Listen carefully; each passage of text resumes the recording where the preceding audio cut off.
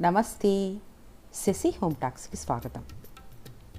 మీరు చూస్తున్నది అత్యంత మహిమాన్వితమైన శివాలయము, శివలింగము, కాశీబుగ్గ శివాలయము. హైదరాబాద్లో మూసీ నది ఒడ్డున చాలా ప్రశాంతమైన వాతావరణంలో, విశాలమైన ప్రాంగణంలో ఉన్న ఈ శివాలయాన్ని చూడటానికి రెండు కళ్ళు సరిపోవండి. అయితే ఈ ఆలయ నిర్మాణం కూడా చాలా విచిత్రంగా ఉంటుంది. ఒక ఇల్లు మాదిరే మనకు కనిపిస్తూ ఉంటుంది.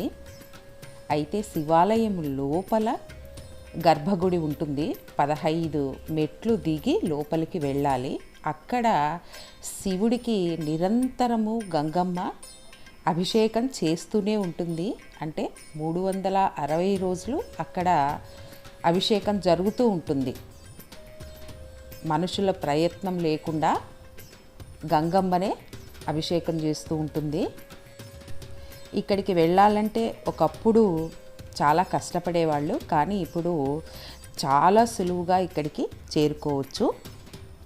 పివి నరసింహారావు ఫ్లైఓవరు 103 నుండి లోపలికి వెళ్ళొచ్చు. ఆ తర్వాత 143 పిల్లర్ నంబర్ దగ్గర కూడా రాంబాగు, కిషన్ బాగు ద్వారా లోపలికి వెళితే ఈ గుడిని చేరుకోగలం. లేని పక్షంలో పురాణా పూల్ దాటిన తర్వాత కూడా ఈ గుడిని మనము చేరుకోవచ్చు. ఇక్కడ మనకు స్వామికి వివిధ రకాల పూజలు కూడా నిర్వహించుకోవచ్చు. చాలా ప్రశాంతమైన ఆలయం అన్నమాట. విశేషంగా సోమవారాలు, కార్తీక మాసాలు, మాస శివరాత్రులు, ప్రతి అమావాస్య సోమవారము ఇలాంటి పర్వదినాలు ఎన్నో ఇక్కడ వైభవంగా స్వామికి నిర్వహిస్తారట. ఈ గుడి దాదాపు 200 ఏళ్ల నాడు నిర్మించిన గుడి అని చెబుతారు. పూర్వకాలంలో హిందూ దేవాలయాలన్నింటినీ విధ్వంసం చేసేవారట. ఆ కాలంలో ఒక సంస్థానాధీశులు శివుడిని ఇలా పాతాళంలో ప్రతిష్ఠిస్తే ఆయనకు రక్షణగా ఉంటుంది, ఎవరికీ తెలియకుండా ఉంటుందనే ఉద్దేశంతో పాతాళంలో శివుడిని ప్రతిష్ఠ చేసి పైన ఇల్లు నిర్మాణం లాగానే కట్టించారట.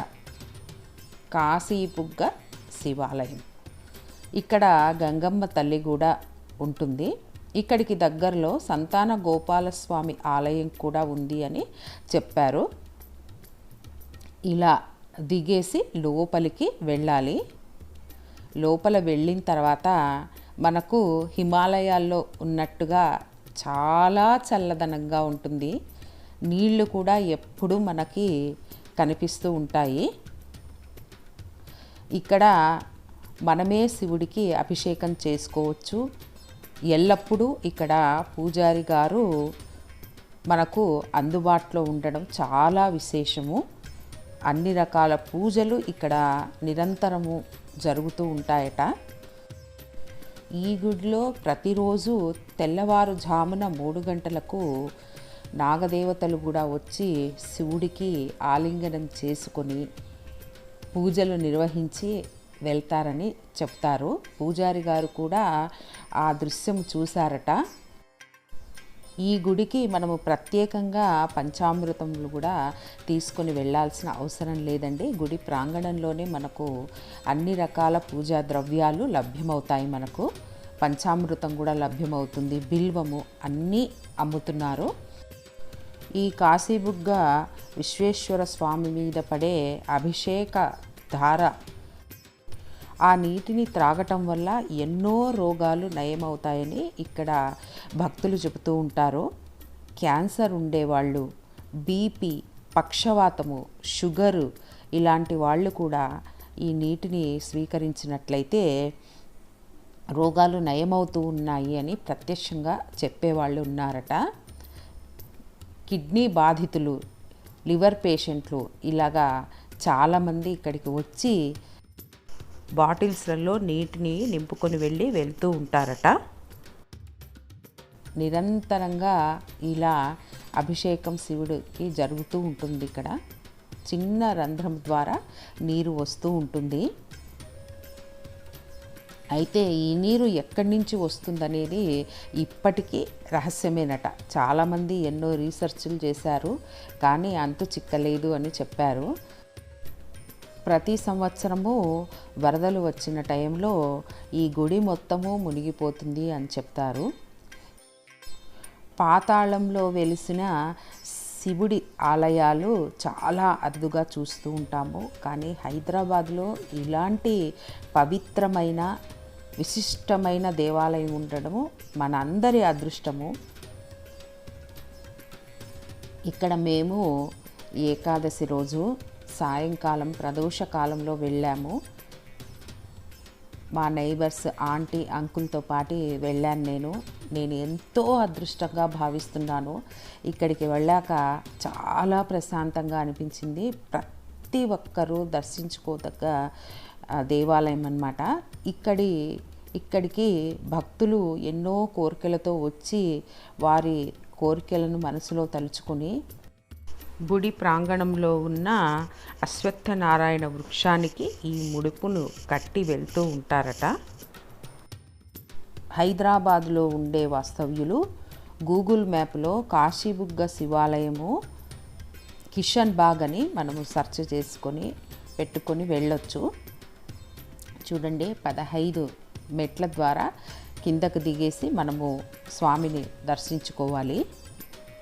చాలా ఈజీగా కూడా మెట్లు దిగవచ్చు. పెద్దవాళ్ళు కూడా దిగేట్టుగా చాలా చిన్నగానే మెట్లు కట్టారు.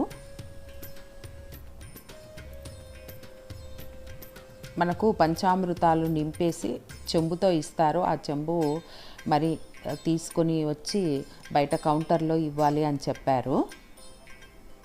ఎన్నిసార్లైనా స్వామిని వెళ్ళి దర్శించుకొని ఆ నీళ్లు ప్రోక్షణ చేసుకోవాలని అనిపిస్తుంది. అంత చల్లగా ఉంటుంది. ఎంతో అదృష్టంగా భావించాను నేను. చాలా ఆహ్లాదకరంగా ఉండింది. మనకు ఎన్నటికీ నెరవేరకుండా ఉండే విషయాలు, తీరని కోరికలు, చాలా మనం బాధిస్తుండే అనారోగ్యం ఉన్నట్టయితే ఒక్క శివాభిషేకం చేసుకోండి. ఎన్ని పాపాలైనా, ఎన్ని రోగాలైనా, ఎన్ని కష్టాలైనా తీరిపోతాయని చెబుతూ ఉంటారు. శివుడికి ఇలా అభిషేకం చేసుకోవటం కూడా ఎంతో అదృష్టంగా భావించాలి. ఇక్కడ గంగమ్మ తల్లి కూడా ఉంది అని చెప్పాను కదా. గంగమ్మ తల్లి అందరూ దర్శించుకోండి, వచ్చి దర్శనం చేసుకోండి.